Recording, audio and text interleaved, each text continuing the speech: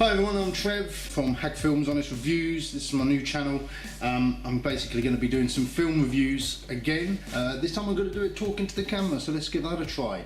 The first film I'm going to review is 1979 horror film Salem's Lot. We've just gone through a bit of a vampire phase, to be honest, so there'll be a few vampire films reviewed on here. The first of which is going to be Salem's Lot.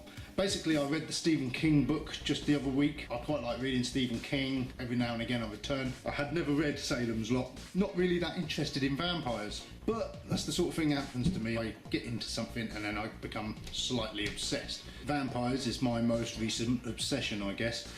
So anyway, I went back, watched Salem's Lot. Salem's Lot is 1979 horror, as I said, directed by Tobe Hooper, who directed the Texas Chainsaw Massacre. I'm pretty sure that the book was a bestseller when it first came out, so you'd expect great things, but with a lot of Stephen King films, especially the earlier stuff, never worth watching. But you think of a director such as Tobe Hooper, who's famous for one of the greatest horror films ever, Texas Chainsaw Massacre, this will be a good film. Unfortunately, I found it so slow, so wooden. I think the casting was all wrong. It was quite melodramatic. It was very static filming. You had David Soul playing Ben Mears, the writer. A lot of Stephen King's earlier works always had someone as a writer. He's always sort of writing himself in these things.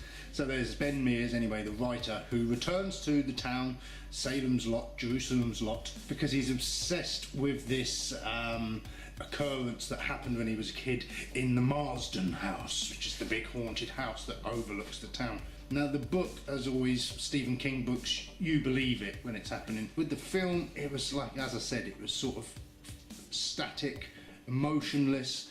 It didn't really grip me. It was quite a boring film, and it's quite a long film as well, and I think it feels longer than it really is. But whereas Tobe Hooper's direction in the Texas Chainsaw Massacre was much more sort of free-reigning and vibrant, this is all sort of set on tripods and it's very static and it's very still.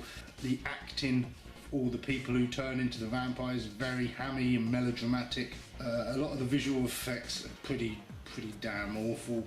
The vampire that comes in the table scene and kills the young boy's parents. I know, it's very crude looking. Yeah, I didn't really enjoy the film much, and I didn't really believe it, and it was very corny. I think the film was actually a mini-series originally, and then they added a bit more gore and special effects to make it into a feature-length film to release on the cinemas. But it has that feel of a TV film, like a lot of Stephen King films do. So although the book was good, the film, yeah, I wasn't that impressed.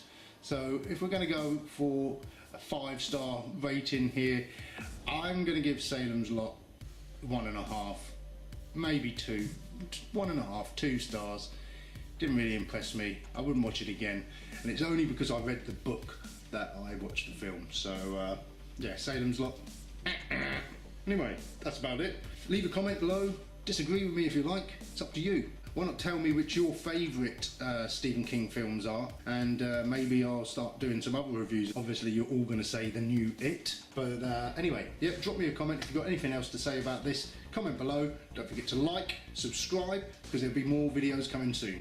Thanks very much. Arrivederci.